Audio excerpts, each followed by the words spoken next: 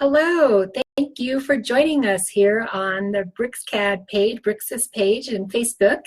My name is Heidi Hewitt. I am the User Success Manager at Bricsys, the makers of BricsCAD software.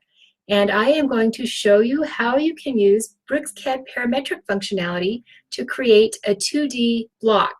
Now today I'm going to focus on a light fixture, but you can use what you learn in this presentation and apply it to your own blocks, whatever they are.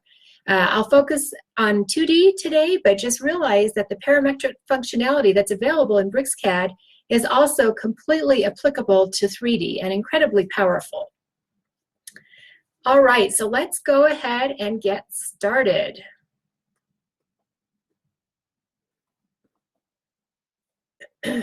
All right. First thing I'm going to do is open up the ceiling grid drawing just to show you an example of what we're creating and where we're headed, and then I'll show you how to do this from scratch. So this drawing includes blocks. Now if you have used blocks, traditional blocks in the past, then you know if you did something like this, you would have to have multiple block definitions to define something that looks really similar, but because they're all different sizes, you'd have to create those separately, have maybe 4 or 5 different blocks to represent the different sizes of fixtures. I'm going to show you how you can create a one block definition using parametric functionality that enables you to have different sizes within that one definition. All right, this one is a parametric block. I'm going to go ahead and select it, and then if you look over here in the Properties panel on the right side, here I have a parameters panel in the Properties window. And in here, I can select from different sizes. So I've got standard sizes. Now I'm coming to you from the United States where we use imperial units.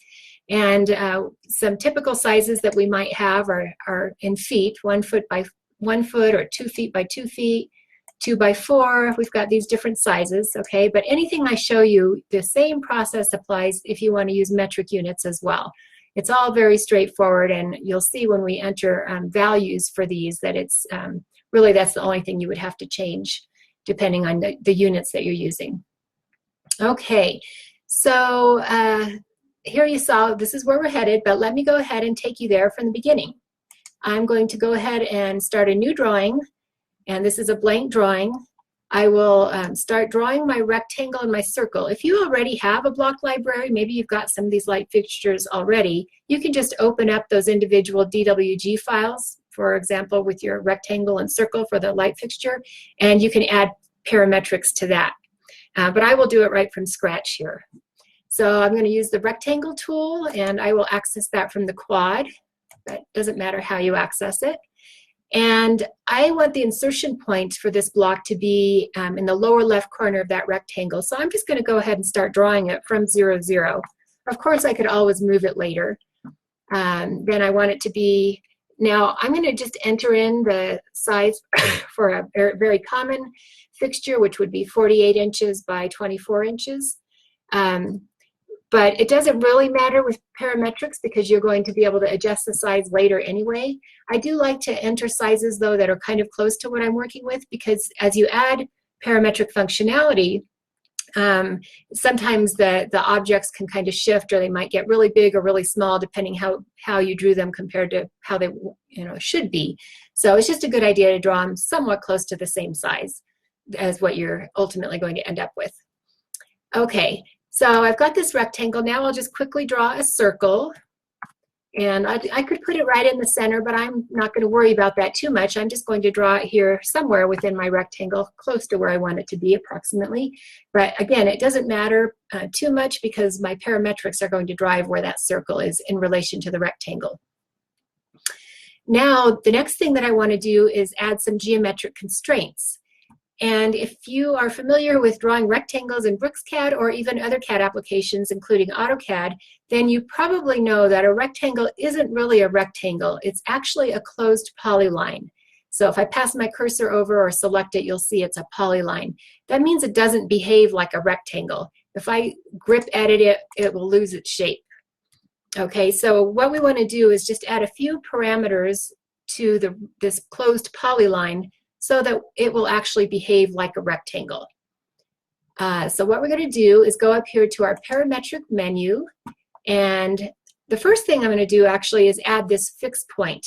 A fixed point is important in pretty much any of the blocks that you define because it determines what point within that block remains stationary as the geometry around it might shift. So I added my fixed point here to the lower left corner of the block. That's also the insertion point of the block because that's the point that I probably want to remain constant even as the size of my fixture changes. All right, so I've got that fixed constraint in there. Now I will add my other geometric constraints to make this rectangle behave. The first one I'm going to add is perpendicular. Now I could add it to any of these corners to make sure that the two adjacent lines remain perpendicular. Doesn't really matter, I'll just add it to the lower left corner here. So now I know that those two lines are perpendicular. I could add perpendicular constraints to other corners, or I could also add parallel constraints. If I know those two are perpendicular, I also know I want this horizontal line and this horizontal line to always be parallel to each other. And I'll just hit enter to repeat that parallel constraint and put it to these two vertical lines across from each other. So there's different combinations of constraints you can use, but in the end, you just want to make sure it's fully constrained, if at all possible, so that you don't get some kind of random behavior in there. Okay, so now I've got those constrained. I'm going to, let's see, I'll add some dimensions. So those are geometric constraints. Now I'm going to add some dimensional constraints. Now, logically, you may think, well, let's just add a horizontal or a vertical dimensional constraint. But I want to point out that that's probably not the best choice in this kind of block that you're defining, because it may be that you would insert this light fixture in some floor plan or some ceiling grid that is at a different angle. And you don't want it to be constrained to having to be horizontal or vertical. So instead, a linear constraint is your best choice. So I select linear constraint. Now I'm just going to hit enter to select an entity rather than having to pick two endpoints of that dimensional constraint.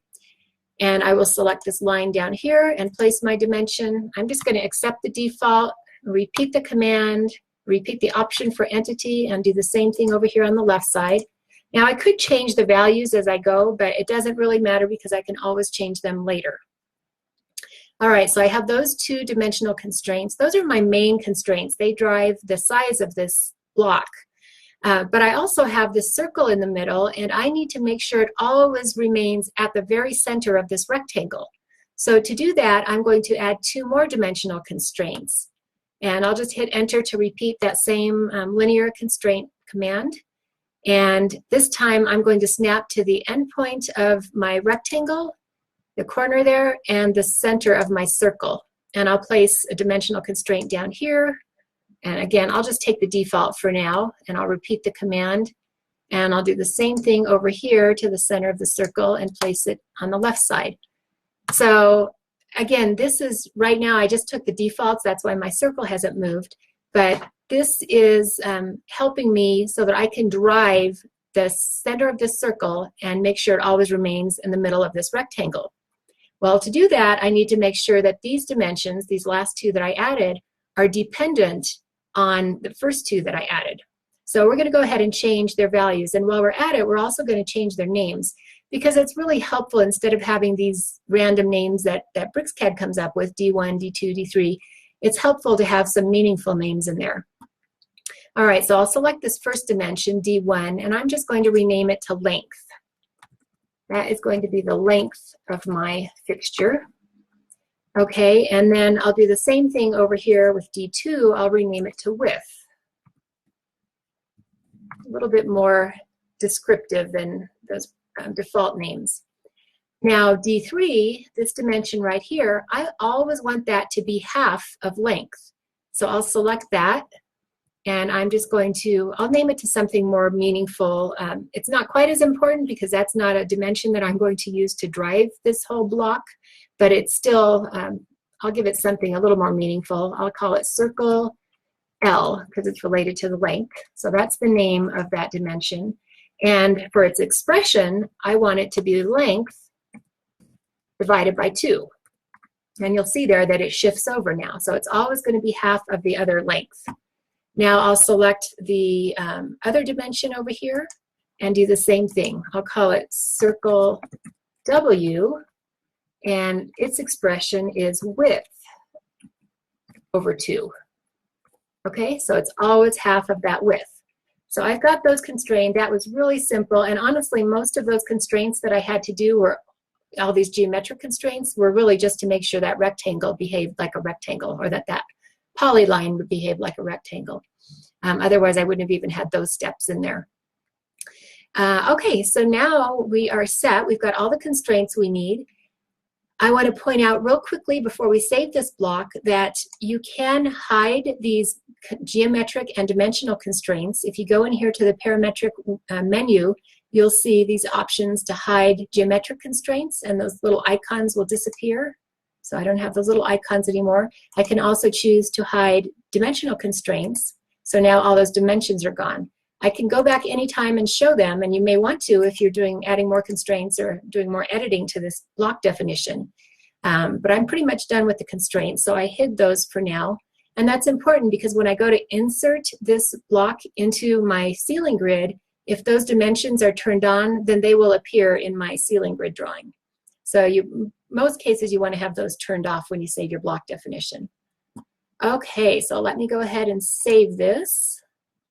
So this is one DWG file. It's just its own DWG file. I'm going to call it, I'll call it My Light. I'm sure you would give it some more meaningful descriptive name, but we'll do that for now. And then I'm going to go to the ceiling grid, excuse me, and insert that. Now you might be tempted, especially if you're like me and you come from an AutoCAD background, you might be tempted to just use the plain old insert block tool. You can do that, it will insert your block, but you won't have access to those intelligent block parametric constraints. Instead, what you want to use is the command BM insert, which is unique to BricsCAD, BM insert, and then you'll navigate to wherever you have that block definition. And I will go in here. So I saved it to this folder. There's My Light. I'll select that. And once you do that, use BM insert, it feels very much like the insert command. But the difference is if you select that block that you've inserted with BM insert, then over here in the properties panel on the bottom, you'll see this parameters section. And in there, I have direct access to those parameters that I defined, the length and the width. I can come in here and edit those. I could say really anything I want. Maybe I want it to be 17 by 33 or 33.8 or whatever I want to do. I've got that flexibility. I can enter that. But if you're like me and you come from an architectural background and you have done ceiling plans before, then you're probably looking at that and thinking, no, that's not appropriate because these light fixtures only come in standard sizes, and I don't want somebody, myself or other users that are using my blocks, I don't want them to be able to enter just any values. So we're going to make this block even more valuable by constraining it and adding certain values in a design table that drive what options are available here for somebody to change if they want to change what this fixture looks like. Okay, so we'll go ahead and erase that block for now and then go back to our block definition. So this is our original block definition. And what we're going to do now is add a design table. And a design table is basically just a kind of a table that defines all the different values and sizes that you want this block to be able to use, those parameters in the block. And to do that, you could use Excel or you could just use any text-based editor like WordPad. I'm going to start with Excel here, and then I'll show you what it looks like if you use WordPad as well.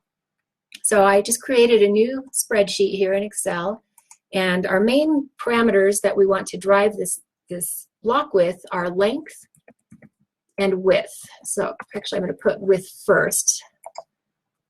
And I'll tell you why in just a minute. Length. Okay, and I should spell width correctly. Okay, so I've got width and length. And then now I could just have width and length, and when somebody inserts this block, they either choose what size width they want or what size length. But chances are you want them to, only certain widths are compatible with certain lengths. So in this case, it makes more sense for me to also add a new parameter I'll call it size. And with that, I have only standard sizes, and those standard sizes drive which width and which length is associated with that. So for example, in the US here, I might have something called 1 by 1. That's 1 foot by 1 foot, which of course is really 12 inches by 12 inches. Okay, so that's the actual size, but I might call it 1 by 1. I could also call it small if that makes more sense to me. Okay, and then I might have a 2 by 2, 2 foot by 2 foot, that's 24 by 24. And another most standard, common standard size is a 2 by 4, which is 2 feet by 4 feet, but I'll call the dimensions, of course, are 24 by 48. And then I'll just do one more. I could do as many of these as I want, but for time's sake, I will only do a few of these most common ones, common sizes. Okay, but I could have, you know, maybe 1 foot by 8 foot. I could have just about anything, 6 inches by 8 feet, whatever I want up there. So I'm entering any standard size that is applicable for this particular block, and then I enter the values that apply to that size. Okay, so very straightforward. I could have a long list here, but I'm going to leave it at this. And now what you want to do, if you did it in Excel, if you created this in Excel, you want to go to File, and then Export, change file type, and choose CSV, comma delimited. Okay, this is actually just a text-based file, just a plain old text file, but it gives it a CSV extension, and it adds commas between each of those values that we put there in our spreadsheet. So I'm going to go ahead and save this, and I'll put it in my folder here. I'll call it My Light. It doesn't matter what name you give it. It doesn't have to match the block. It doesn't. You can give it any name you want, but that will help me giving it just the name that I'll remember. So I called it My Light, and it will automatically save it with a CSV extension. Now to show you that, if you don't have Excel or you'd rather use just a plain text editor, you can. Here I've got WordPad, and I'm going to go ahead and open that file that I just created from Excel. So I'll go back in here to that same folder, and I want to look for any files. So My Light CSV, that's the one I just created. So that was created in Excel, but notice it's got a CSV extension. It's really, oh, and it's still open in Excel. Let me close Excel out and try that again. Okay, CSV, there it is. So I've got that open. It's just a plain old text file, and as I said, it's separated, each piece of data is separated by a comma. Okay, so I could have just opened WordPad and typed all this in here as well. It would have worked the same way. You just need to save it from a text editor or as a text file with a .csv extension. All right, so I've got that. Now what you do in BricsCAD is you open up your block, the one that you want to drive with these table values, and then you use the design table command. So I'm just typing it here at the command line, design, helps if I can spell, design table. And you could actually create an empty one and enter the values directly in BricsCAD, but I think it's more intuitive, and especially if you have a lot of values, it's faster if you just do it from a file. So I'm going to hit enter to choose from file, and then I will navigate out to wherever I saved that CSV file, and I am going to select it here. So my light fixture, there's my CSV file, so I'll choose that. Now as soon as I do that, actually what we're going to do is open up the mechanical browser. So you can right click on any user interface element and open the mechanical browser. It's just a panel here. And you can view in here, I've got all the parameters that I had created. I've got my circle length and width that are half the length and width of the whole fixture.